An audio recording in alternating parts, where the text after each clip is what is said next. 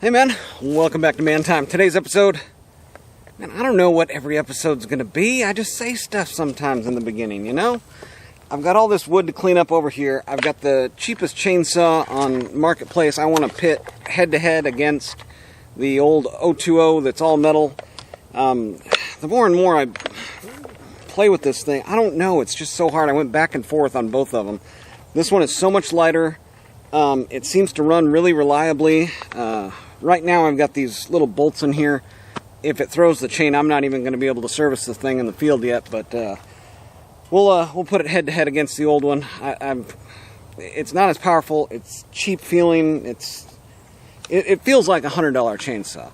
Where the other one, they were both $100 first of all. The other one feels like a $400 or $500 chainsaw. This feels like a $100 chainsaw. And when I was going to look at replacing that one, the 020, the 200T, those are going for like $1,000, $600 on the cheap end. Absolutely crazy. I'm not going to spend that much, so it's either the cheapest or the one that I already got. But I'm going to be using the backhoe, hopefully, for a lot of this cleanup, and we'll see how that does as the best tool on the homestead. I keep saying it, and don't be persuaded by the other people that say, oh, well, backhoes do a lot of things okay and nothing really great. I mean, there's some truth to that, but there's the doing a lot of things is a really good selling point for the machine, in my opinion.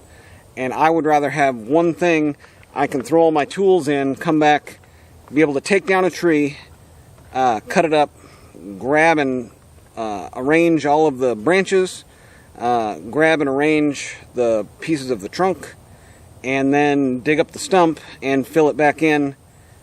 I mean, that's all the things that I want to happen when I cut a tree down, right? So, backhoe. All right, let's get into it.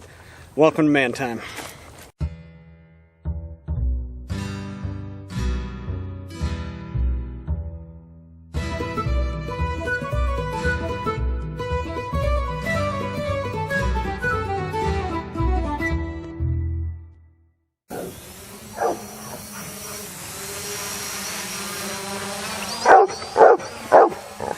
My dog loves drones. They're just so fun. Another really good tool a drone could be used for is planning your work. Right now, just looking out over all this brush and stuff, I don't really have a plan of attack. It's kind of hard to visualize what exactly I want to be doing here. So let's get back and take a look. All of the branches on them pretty well taken out. I think I want to start with the tree on the left side here and maybe push it back and then start pushing the branches on the left hand side here maybe down. I've got, like I said, all the branches are pretty well taken off of the main stems. And then coming over to the right here a little bit, I think I want to start. What did I do there? I think I want to start coming and working my way from left to right along the stick that's kind of going diagonally east-west there. So let's try that.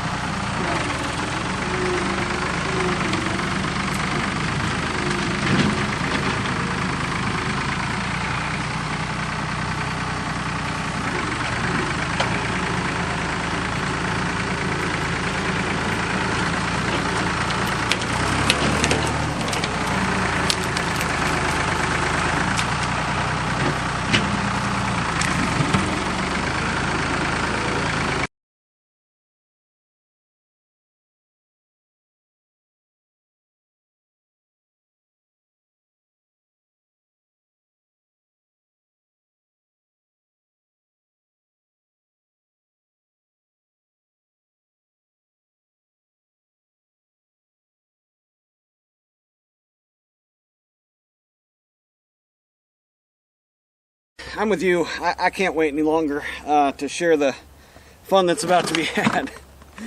Oh man, this is going to be good. I had to find an old cheap scabbard. I Another problem with getting a new saw is getting to know it, getting all the spare parts, and I don't even know. This today is going to decide whether this saw even stays around. And I'd like to come at it from, you know, a scientific approach, right? I mean, there's a lot of reasons why you would want this saw over this saw, and probably vice versa. So I'm going to try to stay unbiased. But I mean, just holding them in your hand, you know, this is a solid piece of machine, and this feels like something I could get at Toys R Us. Even though it's not, you know, it's just so much plastic. And so the cc's on these are about the same. They're both about 30 cc's.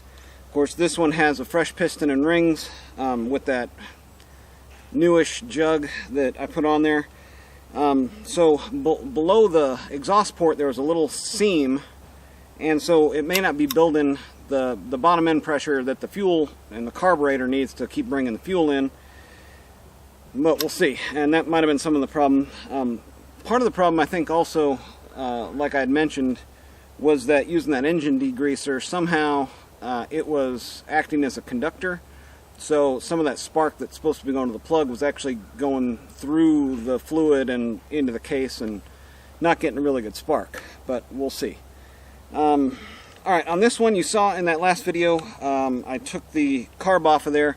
They had actually put a gasket, the previous owner put a gasket on there, and that wasn't allowing, again, the bottom end pressure to charge the carburetor to bring in the fuel. So where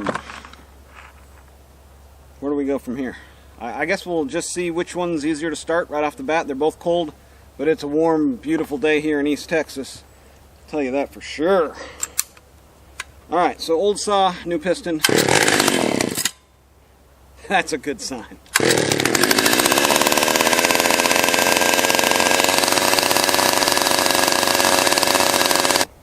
Give this one a shot. Alright, that was full choke. Now we'll come back to no choke.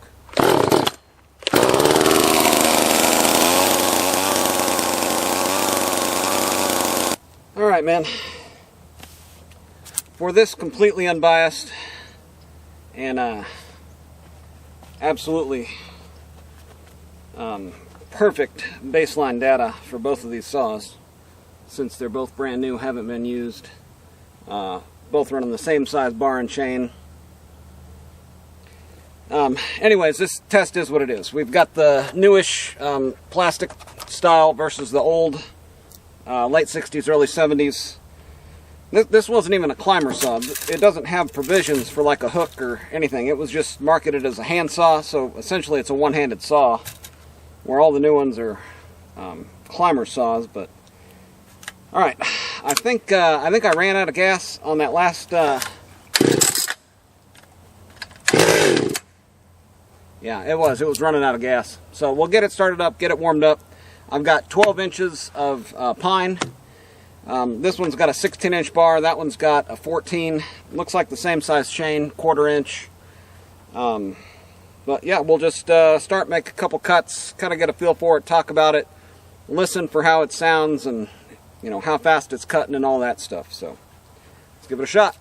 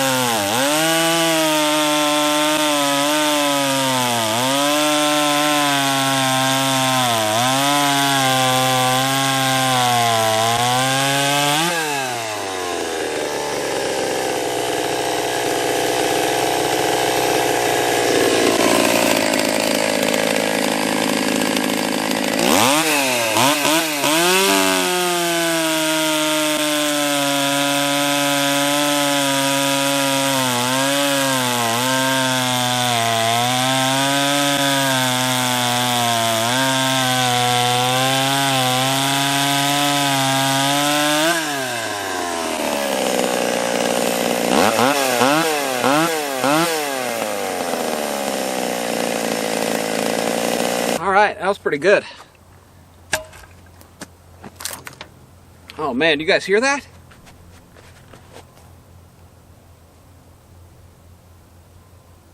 Nope, me neither. Alright, let's get this one fired up, warmed up, and get back into the wood here.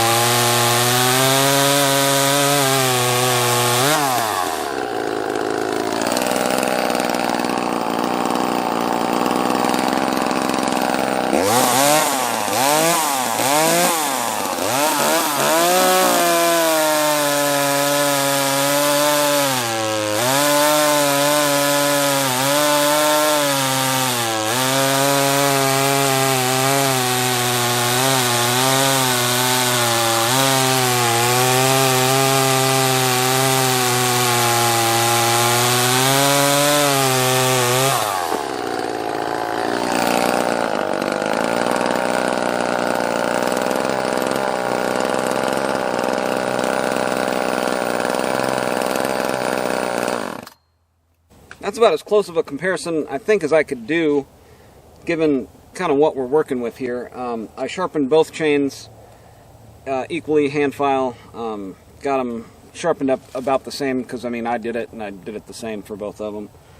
Both saws are about 30 cc's. Both saws ran fantastic. I was actually really surprised on this one, as much trouble as it was giving me before I found this one and started working on this one. I may still be able to do a little bit of the tuning on this one to make it closer, but I've already done a couple of things. You know, I've removed the muffler shield to make it as close of a comparison to this one as possible, because that's just kind of the original configuration of this one. This one does have an aftermarket carb that could be responsible for some of the maybe degraded power. I don't know, you know, what a brand new one would do. Which one, the big question is, which one am I going to bring with me? I'm not going to carry two handsaws into the woods. I don't know yet. Big letdown, right? This one is a little bit heavier. I mean, it might have a pound on it. And the brake on this one was damaged, so I removed the brake on it, so this isn't doing anything for me. Not like this one is, you know, doing much better right now, but this one, you know, came stock back in the late 60s, early 70s.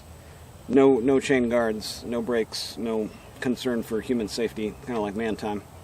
But anyways, that's going to be the episode. You make up your mind.